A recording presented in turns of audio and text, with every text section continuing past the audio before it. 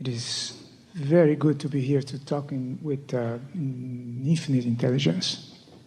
Really appreciate that. We feel the same. Thank you. So,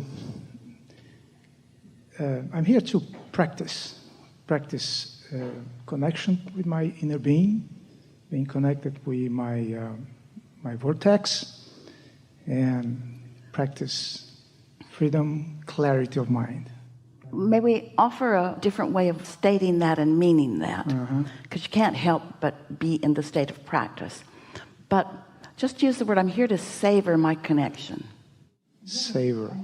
I'm here to take pleasure from my deliberate calibration to who I really am. Because sure, it's practice, but why? What's the point of practice? So many people practice to get better, but this is the distinction that we're making with you. They practice to get better because they're hoping for a better game later.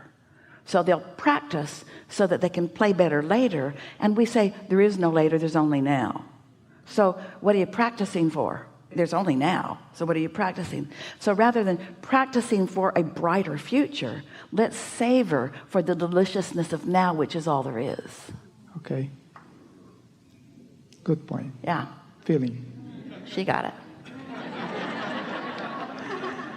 So, after being here last year, and after 10 plus years without talking with my children and my wife, it was easy, very easy, to reconnect with my daughter. Wonderful. She was easy to talk. Now I can play with my grandkids. I know my son-in-law. Wonderful. Doesn't have to take 10 years. Yeah, exactly. You have to want to. Yeah. That's what you told me. Yeah. My ex-wife, the same thing. It was fantastic. Yeah.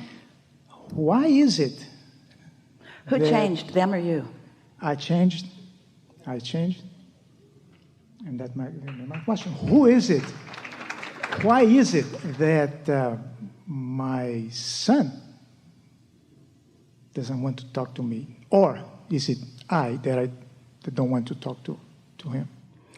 Well, it's a little bit of both, but what it mostly is your awareness that he's not talking yet. I don't feel ready to talk?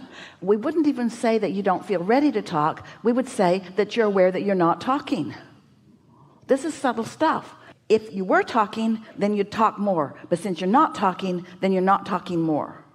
It's the byproduct of offering your vibration in response to what you're doing. And so just by remembering that there was a time when you weren't talking to the others either, and now you are, so let that be the dominant vibration within you. And don't try to make it about what he's doing, and don't be hard on yourself either. Just soften it by saying some things need more time, and all is well here, and things are working out, and is in the process of becoming. And you might even say, if you wanted to be real accurate, he's the one who's the most like me.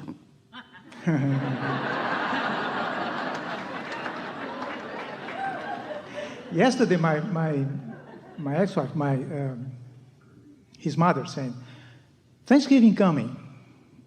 Don't you want to try again, writing him a note and invite him for a coffee to chat? And I said, you saw the last few times that I did. Well, remember what we were saying earlier. Your relationship is more about your vibration than it is about what you're doing. And so don't let other people try to prod you into behavior. Do what you feel like doing. This is the key to getting everything that you want. Don't let what is be the dominant vibration. People get stuck in that. You are so enamored with what is, and what is different than what's coming. So if you're focusing on what is, then what's coming can't get there. What you focus on always dominates. So if you focus on where you're going rather than where you are, then it unfolds to that, you see. But on subjects like this that you've thought so much about, it's better to just stay off the subject and just focus on the other things that are working out the way you want them to, the other things from which you are taking pleasure. So we have some questions for you. These are big questions, and you know the answer to every one of them, so it will be easy. Do you take pleasure from the thoughts you think about this son? Most of the time. Right. That was an honest answer. Well, it was an attempt at being honest, because the true answer is sometimes. Sometimes. Not most of the time. Oh, most of the time. No. No? Not most of the time. You want it to be most of the time, but you're deceiving yourself. You're deceiving yourself by saying, I'm taking pleasure. What's happened is you've become accustomed to uncomfortable thoughts. And so you are calling uncomfortable thoughts not so much uncomfortable and more comfortable, but they are not comfortable thoughts. We didn't say, can you endure? We ask a very specific question. Are you taking pleasure? Pleasure is a big word. Pleasure is a word that's calibrated to your source energy. When we say, are you taking pleasure from your thoughts about your son? That's equivalent to saying, are you thinking about your son in the same way your inner being thinks about your son? Most of the time, yes. No, because if that were true, the progress would have already been made, because this has been going on for a while. So there's something that you think you're doing that you're really not doing, and it's really worth having this conversation about. Tell us some of the thoughts that you're thinking about your son. Yeah. I think, well, when I see pictures of him or videos of him playing with her first daughter, I like it. I love it. He's having his life. I cannot assert my willingness, my will to talk to him. We know all of this, and we know that you know all of this, but this conversation that you're giving to us, accurate as it is not a conversation that is evoking pleasure. You're facing reality right now. I can't make it different. We're asking you if you take pleasure from your thoughts about your son. And the answer is no. Not very often. No. And so now we have another really big question for you. Do you believe that you've already done step one and ask for a reconciliation? That's a good question. We're really going back deep, and it's easy for you to find the answer to this. And what we mean by that is, when you know what you don't want, do you know what you do want? And don't you think you've had enough years of knowing what you don't want that you've asked for what you do want? So don't you think the answer to I have asked is unequivocally yes? I have asked. I do know what I want. I do know. Don't you know? Don't you feel like you've asked? Yes. And if you were to put it into words, what would that asking be? Be as general as you can. I want a delicious relationship with this person. And so you've asked. And from what you know about the law of attraction and what we talk about here, do you believe that it's been answered, that there's a vibrational reality where that's already taken place? Do you believe that there's a vibrational reality where you and your son are both cooperative components to this relationship that is eternal between the two of you? Do you believe that? Yes. So step one and step two have happened, haven't they? So then step three is just about you being in the receiving mode. And this is the thing that we want you to hear, all of you. Step three doesn't say, you have to be in the receiving mode about this subject. It just says you have to be in the receiving mode. Did you get that? Because you already asked about this subject and you've already been answered about this subject. Now get off the subject that's keeping you from the receiving mode, and you'll be in the receiving mode, and then you'll get what you want. That's the answer to everything that you want.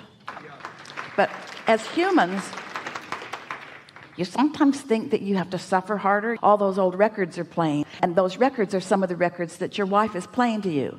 Don't you think you could try a little harder, and don't you think you could reach out a little more, and maybe if you wrote a letter and said this and this and this?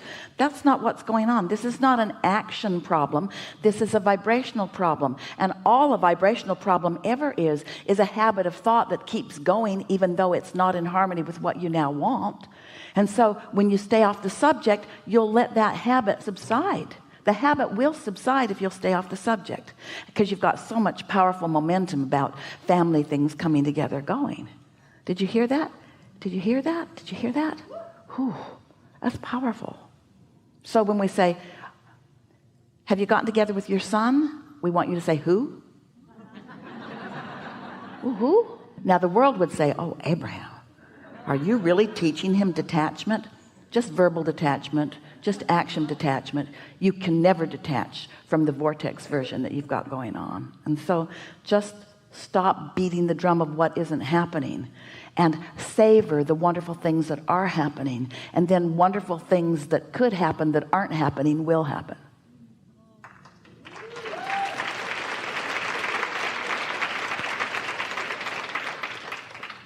I understand that, and I've been telling my you family. are like a dog on a bone.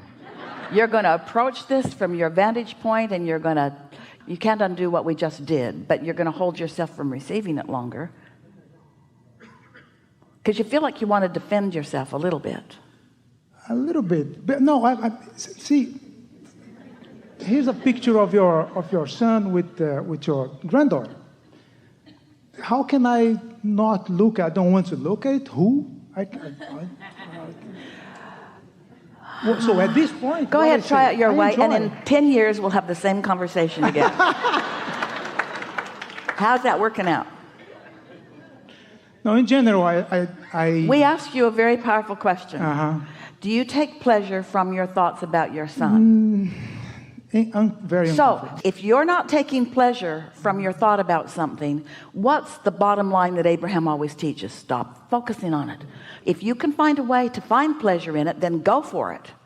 But if you find more pleasure by staying off the subject, now in order for this to make sense, and in order for you to not go on the rampage against what we're teaching here, you have to understand this all-important premise.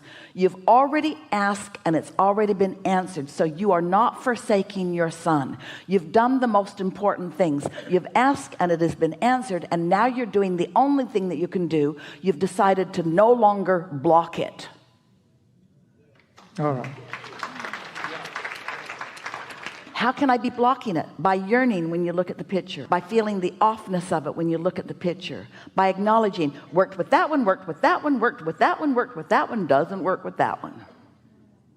Okay. You got it. Got it. Have fun with it. Take pleasure from it. More question? Quick. So did you get that? Take pleasure from the things that it's easy to take pleasure from, and don't try to work the things that you can't take pleasure from them into the act. That's the Castle Button story. If you think it's easy, then you've got no resistance. A desire that you believe is a done deal. A desire that you doubt is way slower.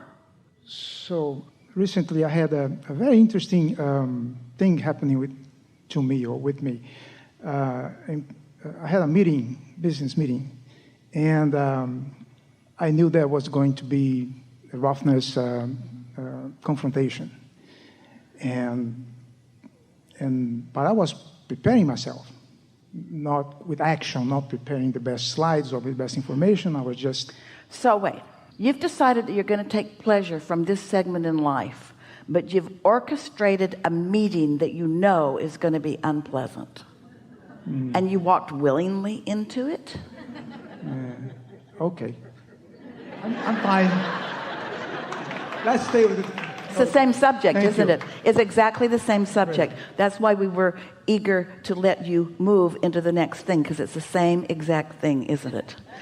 I know this isn't going to feel good, but I'm going to go there anyway, because in future life experiences, people that taught me that if I struggle and try hard, that I'll get results. It's never been true. It's not true now, but it is a habit that most humans have. You're not different in that. You're doing extremely well. Things are really lining up for you all over the place. Thank you. But you are stubborn.